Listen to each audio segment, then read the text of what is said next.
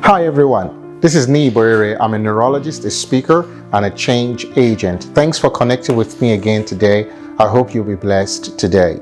If you've not watched my previous videos, I enjoin you to go onto my YouTube channel, my Facebook page or Instagram account and watch those videos. They would add value to your life. Today I'll be talking about integrity again, and I'll be sharing with you an experience that I had which changed my life. You see, integrity is not just for people who are perfect. Integrity is actually for people who are flawed. So if you're watching this and you feel that you're flawed and you're weak and that you're not strong enough and that you feel that you're not good enough, this is for you actually, because through the relationships you have in your life, you can learn to stand strong and be a man or woman of integrity. In fact, you can't be a person of integrity on your own. You will need to lean on other people. You know, I remember just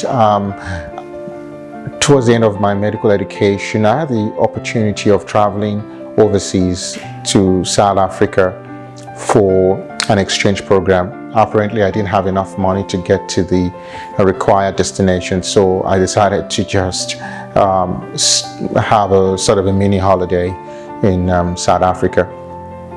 And so while I was there, I met a few people who were very helpful and supportive in looking after me at the time. And what was interesting was that through some of the people I met, I came into contact with a man who made a big offer to me.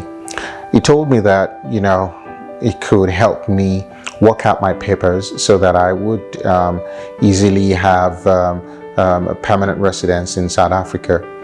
At that time, I was really wild because my first trip overseas, was to South Africa. And looking at the country, from Johannesburg to Pretoria, I was really blown away. I thought this was a beautiful place. We had uninterrupted power supply, everything seemed to work. And even though people were talking about crime and all that, I never saw it then. I just felt this is a nice place to live. And so I said, yes, I was going to take that chance. So this guy sat me down and said, for a particular amount of money, I could actually get all of this done. I said, how? I was interested. I wanted, residence in South Africa. So he said, what you need to do is that when you get back to Nigeria, you've got to send your passport through Korea, maybe DHL or FedEx or whatever. Send your passport with a particular amount of money. And what we will do is to, stamp your passport as if you've left your country and you've arrived in South Africa. We will get you a visa. We will then get you married to someone else who is a South African person. You'll have nothing to do with the person. It's like an arranged marriage. You have nothing to do with the person. It's a contract marriage. You would pay some amount of money. It will all be settled. And after that, you will then be issued a partner visa. And so you would come over. You would know that you will not meet that person. So there'll be no physical contact with that person. So the agent will be the middleman between myself and the lady. And after 1 or 2 years, once I get my permanent residence, I'll file for divorce. And that will be it. And then I can bring my own wife or my own person from Nigeria to South Africa. And he said that was the model that worked and that so many other people were doing it. I am telling you, I was blown away. You would have thought that as a Christian man, I would say, no. That was not my reaction. I'll shock you. I know that will shock some of you. That was not my reaction. I felt enticed. I felt, oh yeah, this was it, because I thought I'd just been living through a lot of challenges. Thank God for my mentor and coach who had been supporting my fees. I just felt I needed a break. I wanted something better. I'd lived in poverty for most of my adult life at the time, and I thought, I wanted something different. And so I was willing to compromise in my heart. Even though I had not done it physically, I was willing to do that in my heart. I gave it a chance. I didn't just close my ears to it. I brooded on it. I reflected and meddled on it.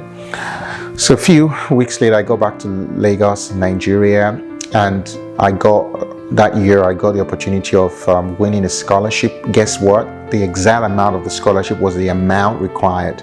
Exactly the same amount. Exactly the same amount that I needed to send to South Africa for the processing of an arranged marriage and a partner visa was the same amount I got for my scholarship that year. And I just felt, well, God, what am I going to do? I was enticed. I told no one. I just didn't want to tell anyone. I just felt I was going to do it. Every time I go to church and somebody talks about compromise, my heart will beat faster, but I ignored all the warning signs. I lost my peace. I lost my confidence, but I just felt, no, I'm going to do what I'm going to do. I just want to live here at all costs.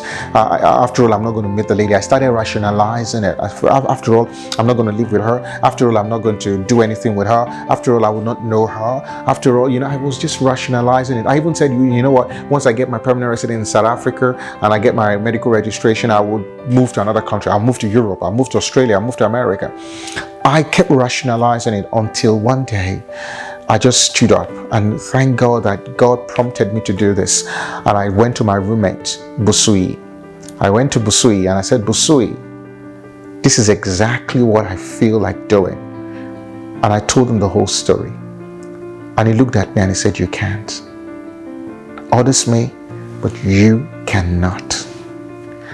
And I'm telling you, it was like a weight drop off my chest once I heard those words. Those words were the words I really needed. He said, others may, you cannot. You cannot mortgage your future away. And I just felt, it was like scales falling off my eyes. I felt, wow, how could I have been so stupid? How could I have been so stupid to do that? How could I have believed that lie? How could I have been contemplating that? In my heart already I was sold, but God did not allow that. There was a restraint in me that God had put in me, and I just felt so bad. I cried and I repented and I said I wasn't going to do it anymore, and I deleted that guy's number, lost all contact with him, and I said, no, I am not going to mortgage away my future just for immediate pleasure or satisfaction. I was going to do it the right way. And thank God I did it the right way. Otherwise, I would not be here now. If I did an arranged marriage to get residency, even if I'd moved to Australia later, years later, and I'm here now, or through that pathway, I would not have the boldness or the courage to tell you what my story today. I'm telling you this now, right now, because there may be somebody out there. You may be there watching this video at the edge, and you're at the edge of compromise. You are about to sell your future, your birthright, for bowl of porridge. You're about to give away your value. You're about to sell your dreams, your vision, just because of a temporary pleasure. I'm encouraging you to take a step back and relook at everything. Reconsider your steps right now. You see, you cannot maintain your integrity if you do not have people who are close to you who can tell you the truth, even when it's not convenient. You cannot be a person of integrity because you cannot see your blind spot. You would often rationalize what you're doing, which is wrong. But when you have people that you're accountable to, when you have a coach, when you have a mentor, a friend, a counselor, a partner that can open your eyes to see the truth, then you'll be able to stand.